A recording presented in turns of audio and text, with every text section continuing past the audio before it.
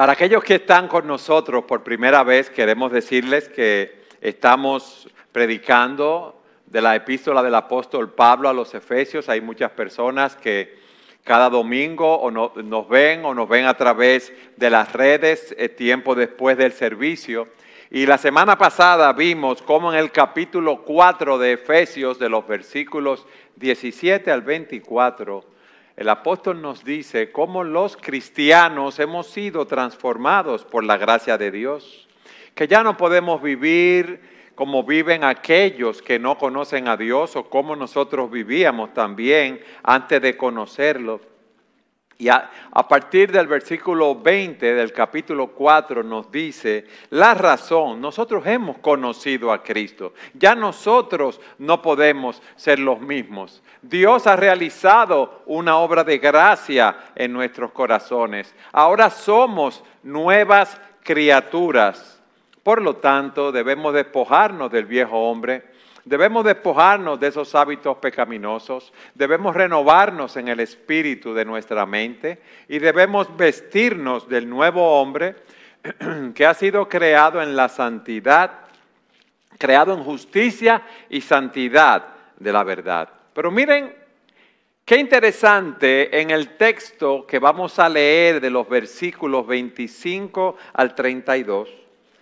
Pablo nos dice ahora las implicaciones prácticas de esta enseñanza, tanto su aspecto positivo como su aspecto negativo.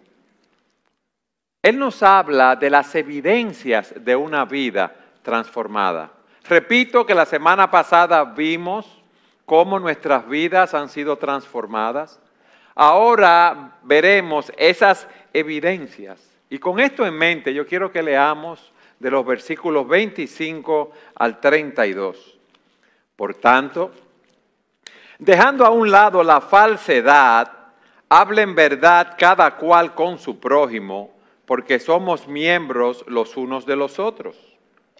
Enójense, pero no pequen. No se ponga el sol sobre su enojo, ni den oportunidad o lugar al diablo. El que roba no robe más, sino más bien que trabaje, haciendo con sus manos lo que es bueno, a fin de que tenga que compartir con el que padece necesidad. No salga de la boca de ustedes ninguna palabra mala o corrompida, sino la que sea buena para edificación, según la necesidad del momento, para que imparta gracia a los que escuchan. Y no entristezcan al Espíritu Santo de Dios, por el cual fueron sellados para el día de la redención. Sea quitada de ustedes toda amargura, enojo, ira, gritos, insultos, así como toda malicia. Sean más bien amables unos con otros, misericordiosos, perdonándose unos a otros, así como también Dios los perdonó en Cristo. Por tanto, lo primero que nos dice el apóstol, a la luz de la obra que Cristo ha realizado en sus vidas, a la luz de la realidad de que Cristo ha iluminado su entendimiento, de que le ha dado una nueva vida, a la luz de que ha quitado ese corazón de piedra y nos ha dado un corazón de carne, tú y yo debemos vivir a la luz de esa realidad. Y esa vida transformada, dice él, conlleva, versículo 25, dejar a un lado la mentira y hablar la verdad.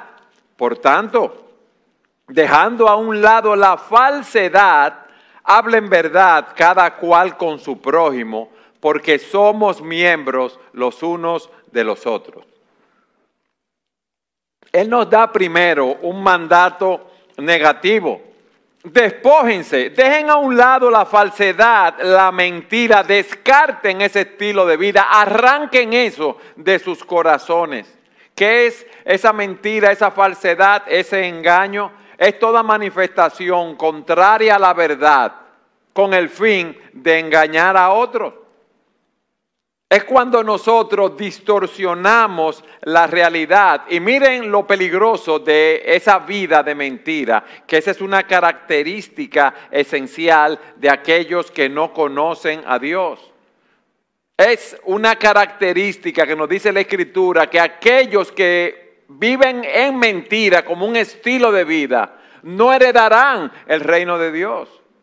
En Apocalipsis capítulo 21, versículo 8 se nos dice: pero los cobardes, incrédulos, abominables, asesinos, inmorales, hechiceros, idólatras, oigan qué lista, y todos los mentirosos tendrán su herencia en el lago que arde con fuego y azufre, que es la muerte segunda. Mire, en nuestra sociedad la mentira es algo normal y natural. Y aquí nos está diciendo el apóstol que debemos quitarnos de esos patrones. Ustedes se imaginan lo que pasaría, lo que pasaría en nuestra sociedad si no se hablara mentira. Ustedes se imaginan a los políticos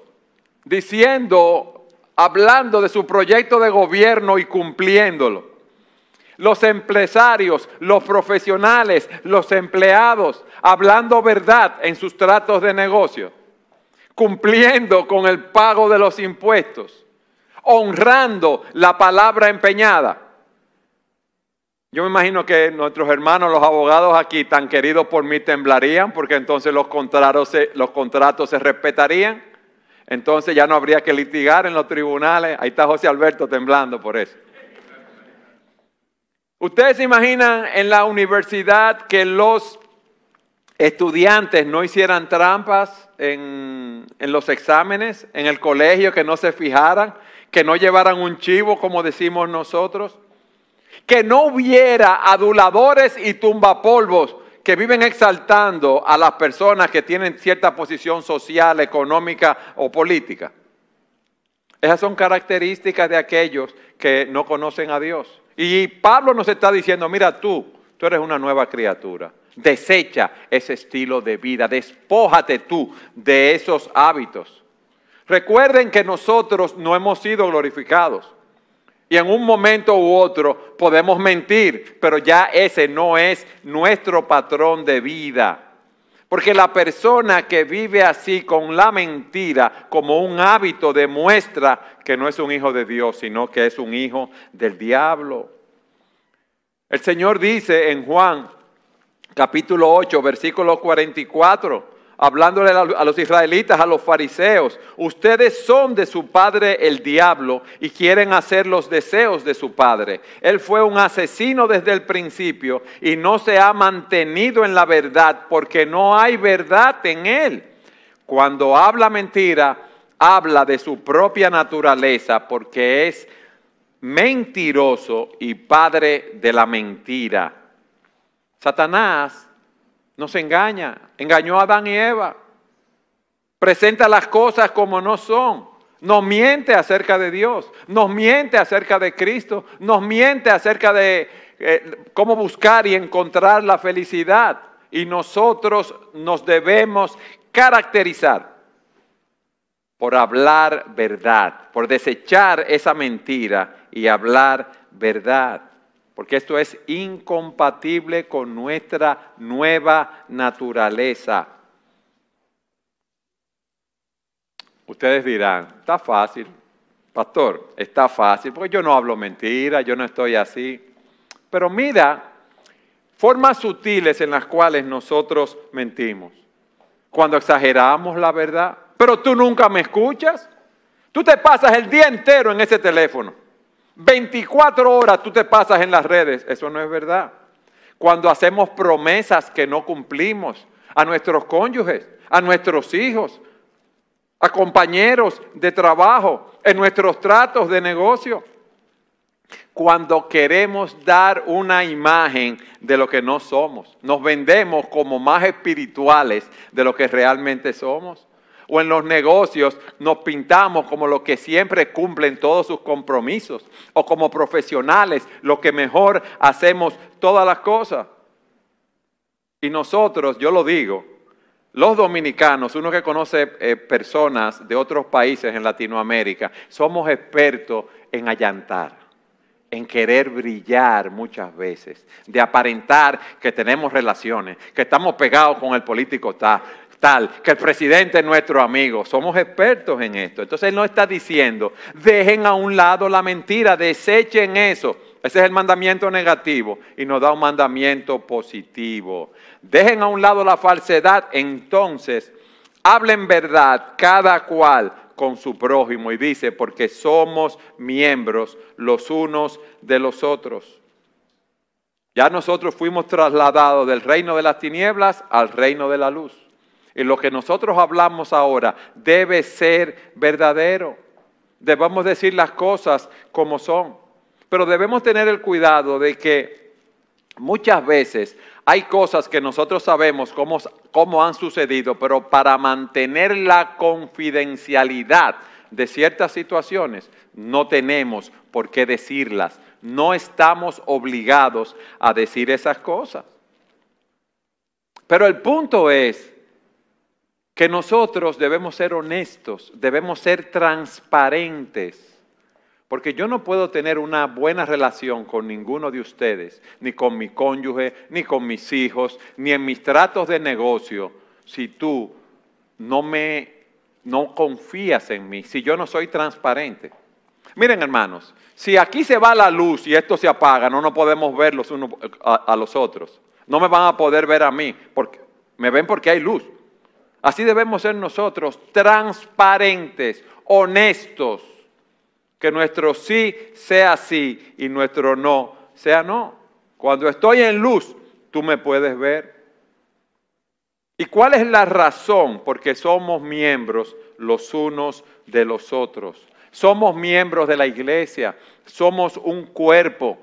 Ustedes se imaginan un cerebro que mande información inadecuada a los miembros del cuerpo, que los pies no estén coordinados con el cerebro. Yo no podría caminar, entonces me voy a caer. Imagínense que el cerebro no mande una señal a mis miembros, a mis manos, para cuando yo toque algo, saber si está frío o caliente. Y yo pongo la mano en una olla caliente y no lo siento, me voy a quemar. Lo mismo pasa con nosotros, con el cuerpo. Si mis ojos mandan una señal inadecuada, una señal falsa al cerebro, entonces, si yo voy manejando y me manda una señal falsa, ¿qué va a pasar? Yo voy a chocar. Es como dice un autor, ese es el gran peligro de la lepra. La lepra me insensibiliza las partes del cuerpo que me afecta. Entonces, yo no puedo distinguir lo frío de lo caliente. Se me puede caer un dedo, me puedo cortar y no me doy cuenta. Ninguna iglesia puede funcionar de manera adecuada si los miembros se ocultan la verdad los unos a los otros.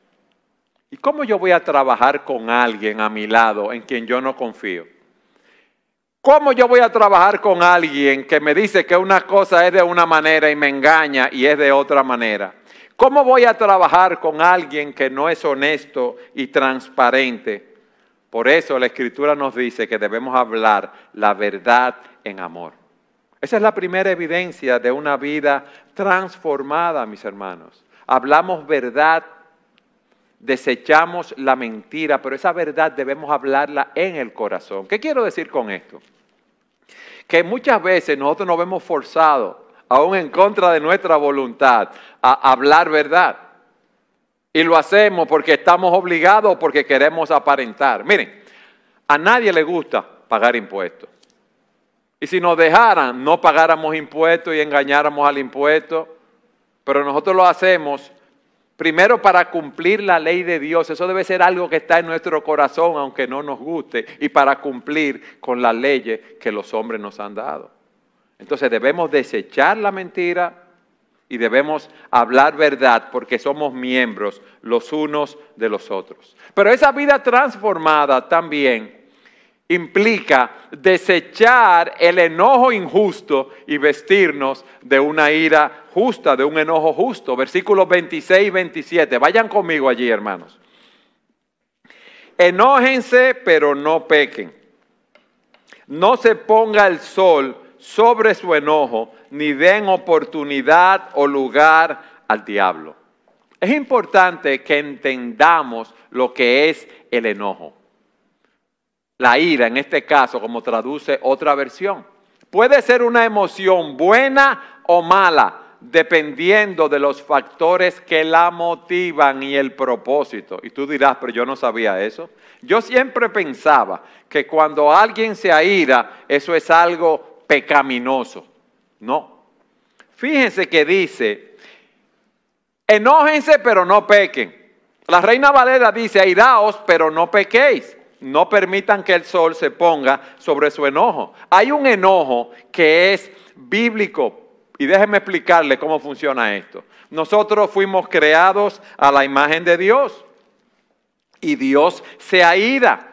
Pero la ira de Dios siempre es una ira justa. Y cuando nosotros experimentamos ira es porque somos creados a la imagen de Dios.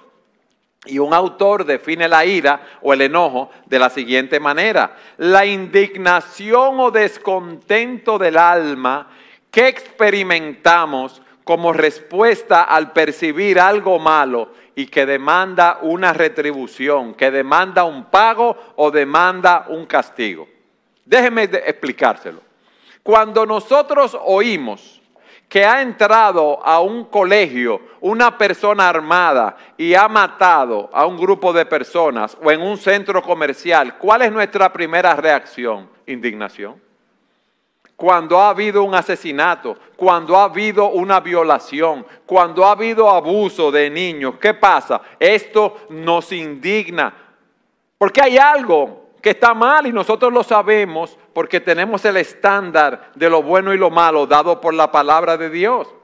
Dios se aira porque Él tiene un estándar claro de lo bueno y lo malo. Y ese estándar nosotros lo tenemos en su ley revelada en su palabra. Dios es santo, dice la Escritura, muy limpio de ojos para ver el mal. Y Él se aira contra el pecado.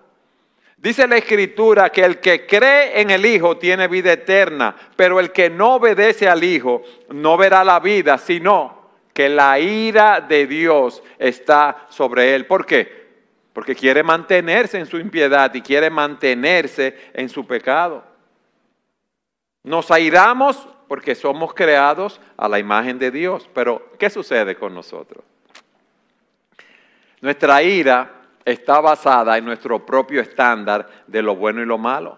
Nosotros tenemos una naturaleza que ha sido afectada por el pecado y nosotros muchas veces nos indignamos, nos enojamos, nos airamos por motivos egoístas.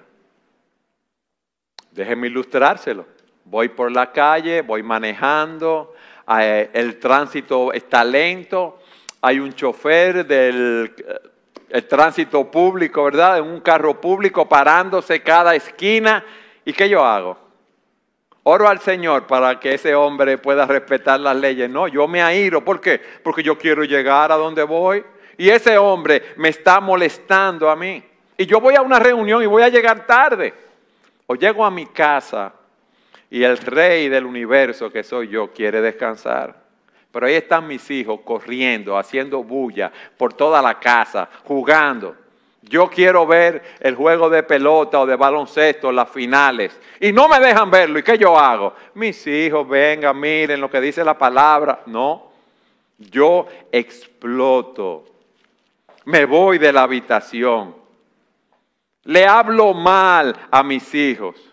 Salgo de la casa dando un portazo. Es como un volcán en erupción, exploto.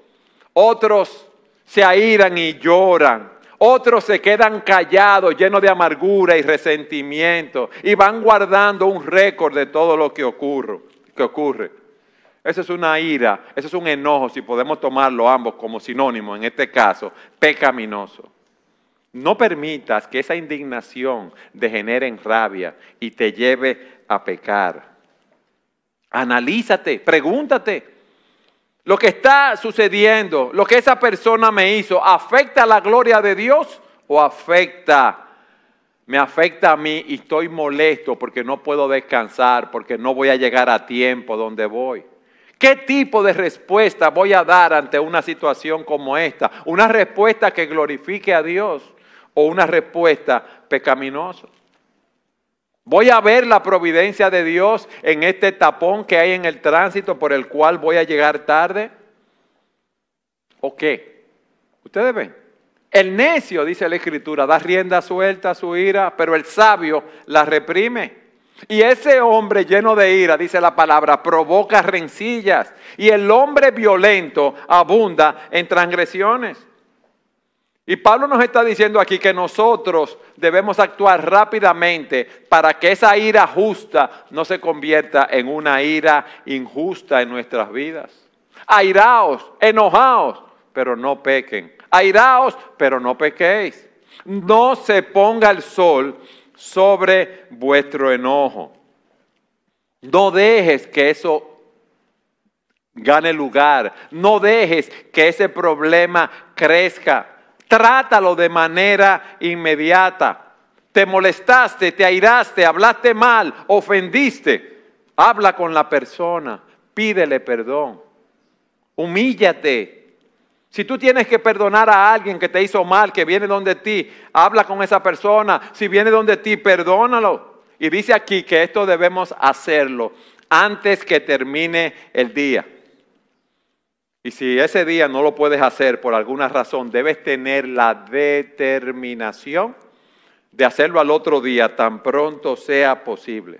Miren, los problemas que no se resuelven inmediatamente son como una herida que no se trata. A usted le hacen una herida, una cortada, y usted no se pone un antiséptico o algo, ¿verdad?, que lo proteja, que lo limpie de una infección. Y esa herida que usted se hizo se va a infectar. Y llega un momento que se llena de secreciones, de pus, y llega un momento que explota. Y así pasa cuando los problemas no se tratan. Dice la Escritura, no se ponga el sol sobre vuestro enojo, ni deis lugar al diablo. O sea, la idea que nos da el texto es no le den al diablo un punto de apoyo. ¿Por qué? Porque el diablo va a aprovechar esa oportunidad para cambiar nuestra indignación por una molestia, por amargura, por resentimiento, por ira. Y entonces la cosa se va a complicar. Recuerden que Satanás tiene sus planes, tiene su forma de actuar, tiene sus maquinaciones. Recuerden que nosotros no tenemos lucha contra sangre y carne, sino contra principados, potestades, huestes espirituales de maldad. Y nosotros no podemos, óigame bien mis amados, no podemos cederle un milímetro al maligno en ese sentido. Y veo que la ira es un problema muy común en todos nosotros. Y Pablo nos está diciendo, si tú te enojas, no peques. No se ponga el sol sobre tu enojo, ni des lugar al diablo. ¿Cuántas personas de las que están aquí, o cuántas personas de las que nos están escuchando a través de las redes, quizás tuvieron un problema anoche, parejas, amigos, o hace unos días, o hace semanas, y ese problema no se trata? Miren, hay personas que creen que por no tratar los problemas y dejarlos así, las ofensas, la cosa se va a ir resolviendo sola. No, esas cosas crean amargura y resentimiento, repito, y tarde o temprano esas cosas explotan. Pero Pablo nos dice, no solamente que desechemos la mentira y hablemos la verdad, no solamente que nos airemos y no pequemos, sino que también en tercer lugar nos dice que una vida transformada, en esa vida transformada debemos dejar de robar y empezar a trabajar y dar con generosidad. Versículo 28.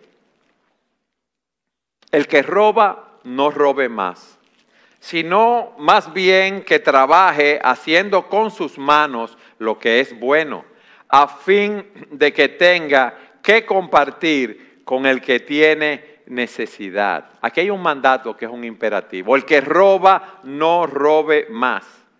Y la raíz de esa palabra en el original es clepto, y de ahí que viene cleptomanía. ¿Qué hace un ladrón? Toma lo que no le pertenece. Y en esa sociedad, en Éfeso y en el mundo antiguo, donde había muchos esclavos, era natural que los esclavos cometieran robos. Y también muchos de esos efesios que estaban allí en esa iglesia habían estado acostumbrados a robar. Y usted dirá, bueno, pero yo no soy un ladrón, mi hermano, ¿cómo va a ser? Yo no soy un atracador, yo no me pongo una media de esa oscura y salgo de noche con una pistola o en un motor. Pero yo le voy a decir a ustedes alguna manera, algunas formas, cómo nosotros robamos. Si tú eres un empleado y trabajas en una empresa, a ti te pagan por trabajar 8 horas, más los descansos, ¿verdad? Que están incluidos ahí para el almuerzo, para tomar café, para ir al baño. Pero a ti te pagan para trabajar. Y tú eres el tipo de persona que quizás trabaja a paso de tortuga, tranquilo. Te dan una asignación y lo que tú puedes hacer en 2 horas, lo haces en 2 días. ¿Por qué? Porque está barajando, está chequeando el WhatsApp y las redes. A ti no te pagan para tú utilizar las redes del negocio donde tú estás, ni para tú estar viendo el teléfono 2 y 3 horas diarias. A ti no te pagan en la empresa donde tú estás para tú llevarte que el papel de fotocopiadora y los bolígrafos para tu casa, porque eso no es tuyo, eso es robar. A ti no te pagan para tú despilfarrar las cosas de la oficina, ni para reportar horas que tú no trabajaste. Si tú eres un empresario o tú eres un profesional, tú debes tener cuidado con los precios que tú le pones a tus trabajos o a tus clientes. Debes tener cuidado con no falsear los gastos de la empresa. Cuando tú no declaras los ingresos que tienes para fines impositivos, ¿qué tú estás haciendo con eso? ¿Cómo es? Robando. Ah, no, pero que el gobierno no me da los servicios que yo quiero y mira la corrupción que hay allí y uno se justifica y otro dice, ladrón que roba a ladrón tiene 100 años de perdón. ¿Dónde está eso? Mis hermanos, es que no queremos pagar impuestos. No queremos hacerlo, eso está en nuestros corazones. Yo no lo digo por la experiencia de ustedes, yo lo digo por la experiencia mía. Eso es así. Entonces, eso es robar.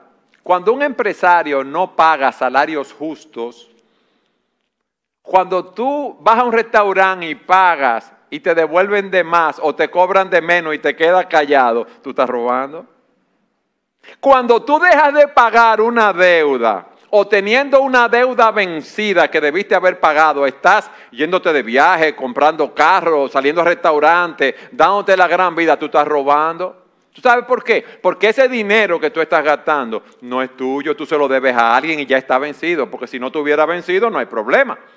Si yo voy a un banco y tomo un préstamo a 18 meses y estoy al día todos los meses, no tengo inconveniente. Pero si tengo 2 meses atrasado, 1 mes atrasado y estoy gastando el dinero en otra cosa, estoy mal.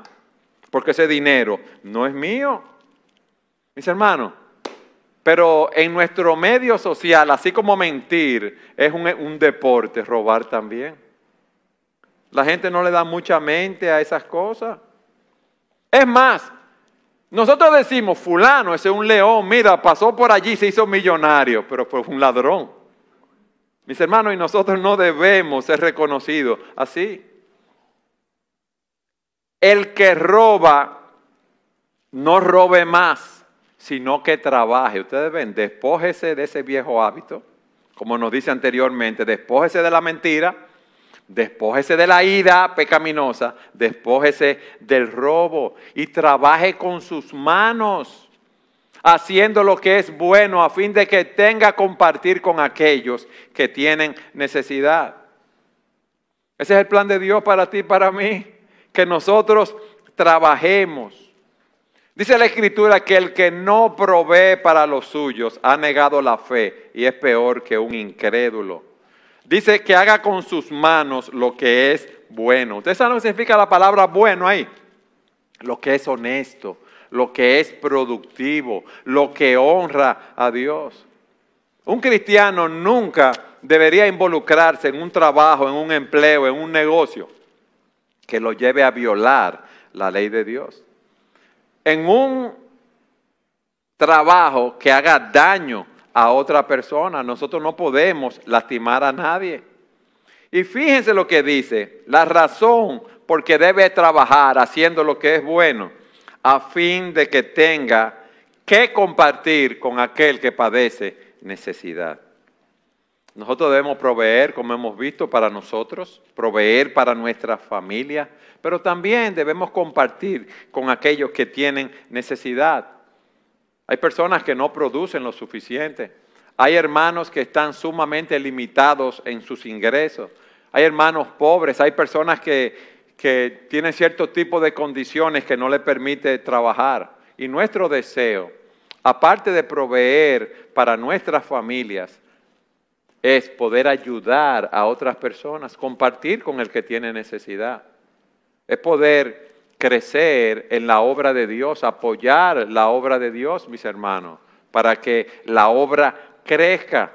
Eso es lo que nosotros debemos hacer. Dice la Escritura en Lucas que el Señor hablando, antes bien, dice el Señor, cuando ofrezcas un banquete, llama a pobres, mancos, cojos, ciegos, y serás bienaventurado, ya que ellos no tienen para recompensarte, pero tú serás recompensado en la resurrección de los justos. Y le digo la verdad, esto es un modelo diferente a nuestra manera de pensar.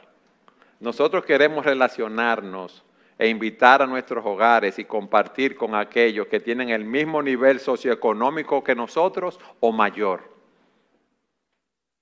No estamos pensando de una manera definida como un hábito y un patrón de vida en aquellos que están padeciendo necesidad. Y es lo que nosotros debemos hacer. ¿Qué nos ha dicho Pablo hasta aquí? Desecha la mentira y habla verdad. Deja el enojo, la ira pecaminosa. Deja de robar y empieza a trabajar y a dar con generosidad.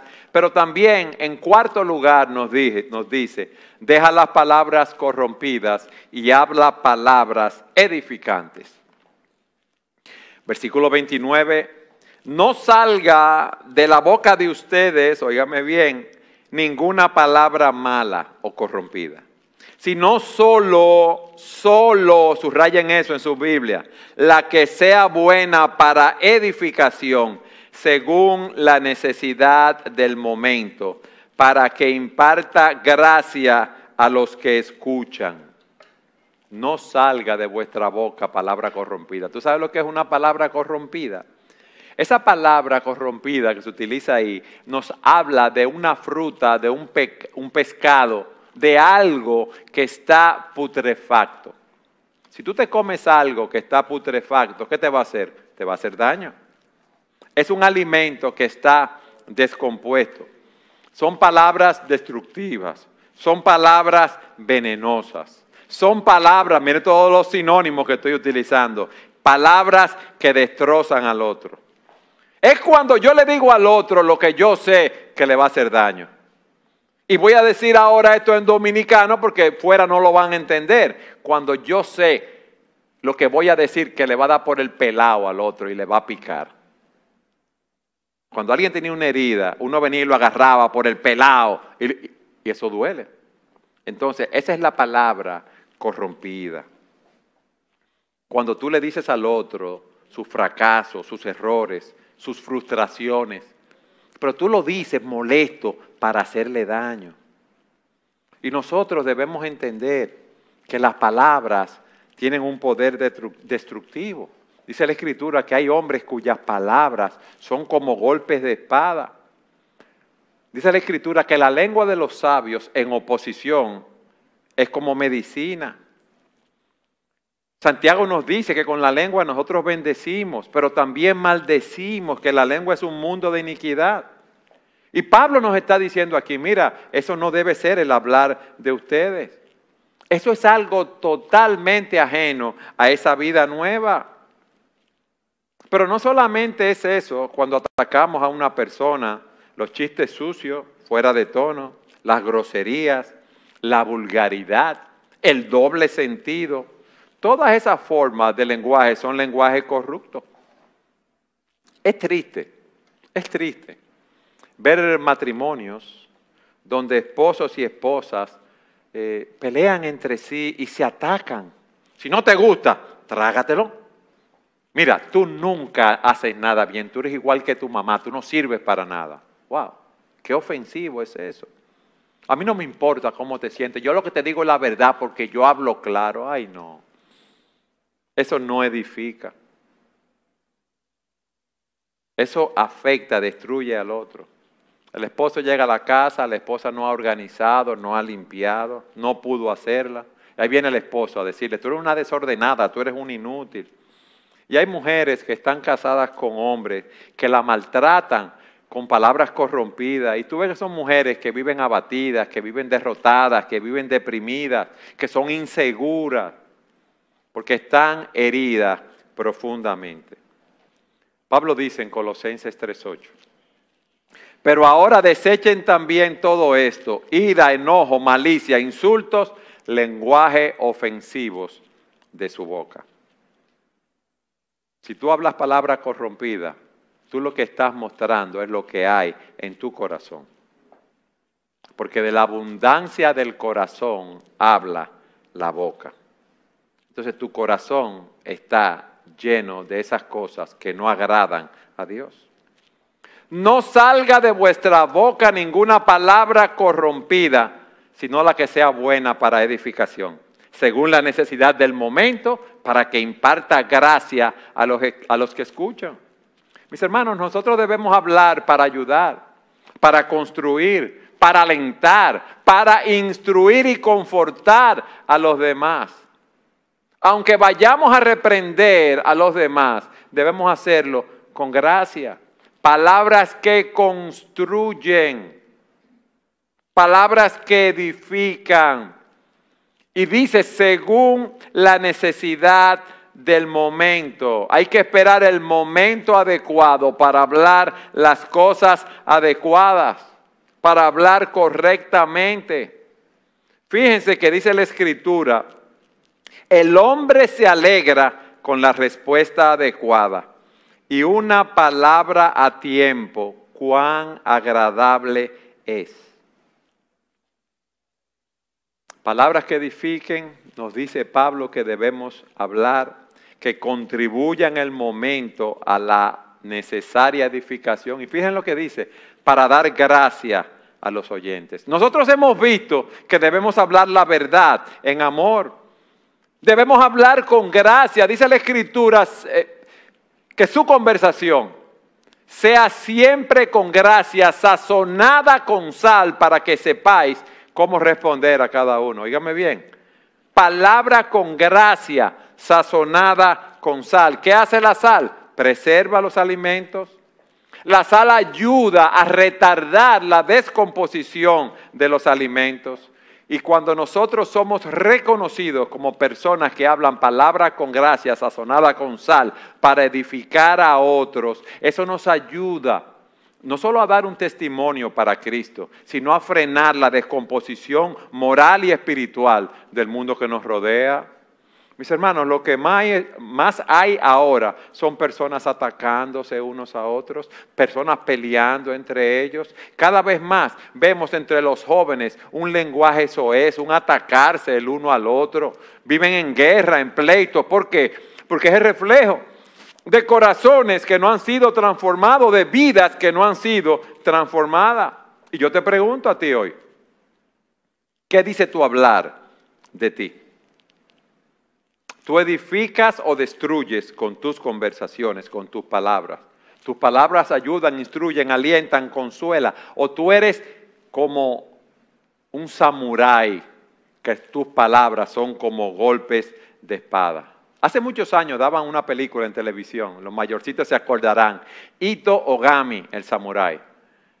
Y ese hombre en cualquier pleito te cortaba las dos manos y te dejaba así, o te cortaba la cabeza.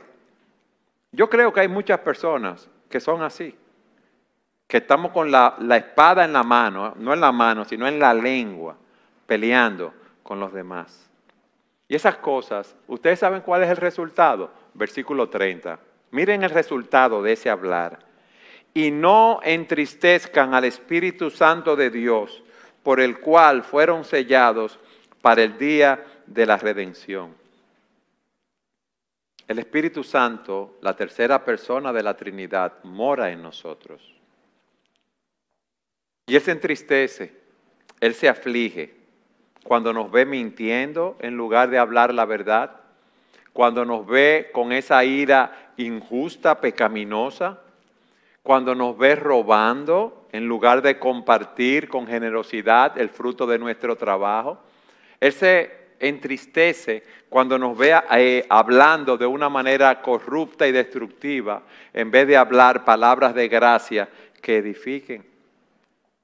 Wow, ¿y cómo podemos hacer algo que entristece tanto a aquel que nos selló para el día de la redención? Dios nos dio el Espíritu Santo. Es nuestro ayudador, es nuestro consolador, es nuestro maestro, es nuestro abogado. Y nosotros lo entristecemos así. No debe ser.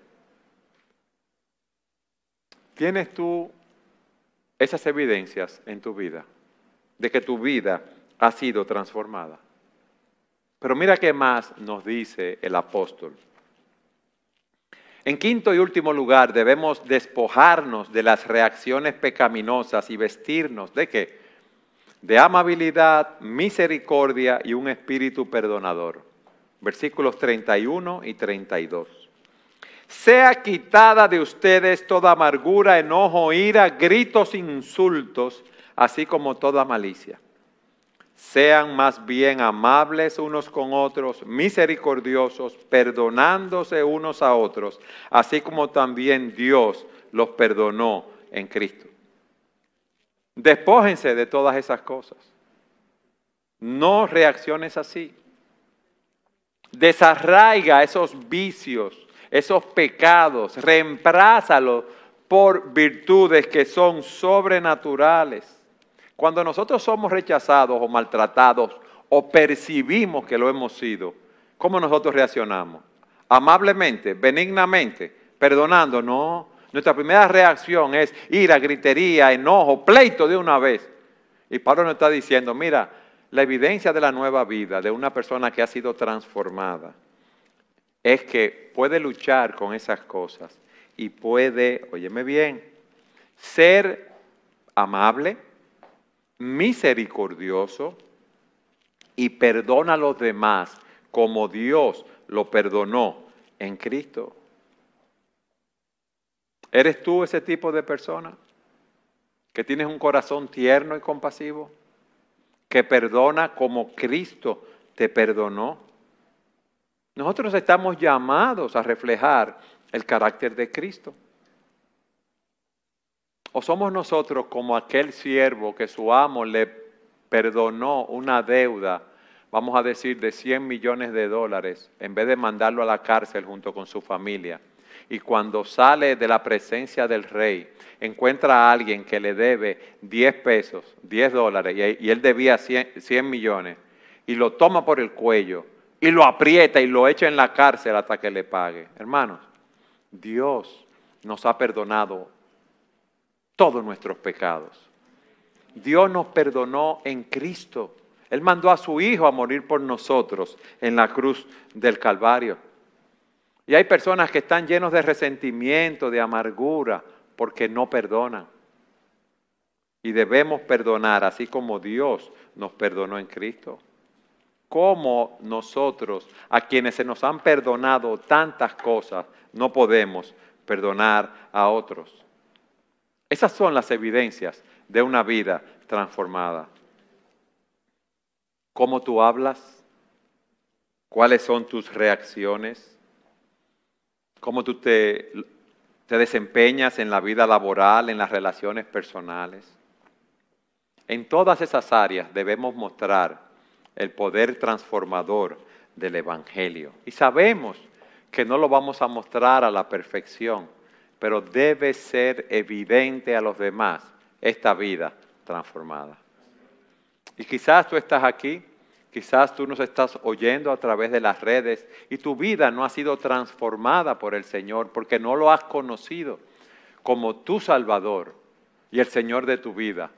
Pero hoy es un día aceptable para reconocer tu condición, que eres un pecador, que vas camino a una condenación eterna y necesitas la gracia de Dios, porque no hay nada bueno en ti, ni hay nada que puedas hacer para ser acepto delante de Dios, pero Jesucristo ya hizo una obra en la cruz del Calvario a nuestro favor, y esa obra fue aceptada por Dios, quien lo resucitó al tercer día y quien ascendió a los cielos y hoy está centrado a la diestra de Dios. ¿Qué tú debes hacer? Arrepentirte de tus pecados y confiar en el único, que es el camino, la verdad y la vida hacia Dios, nuestro Señor Jesucristo.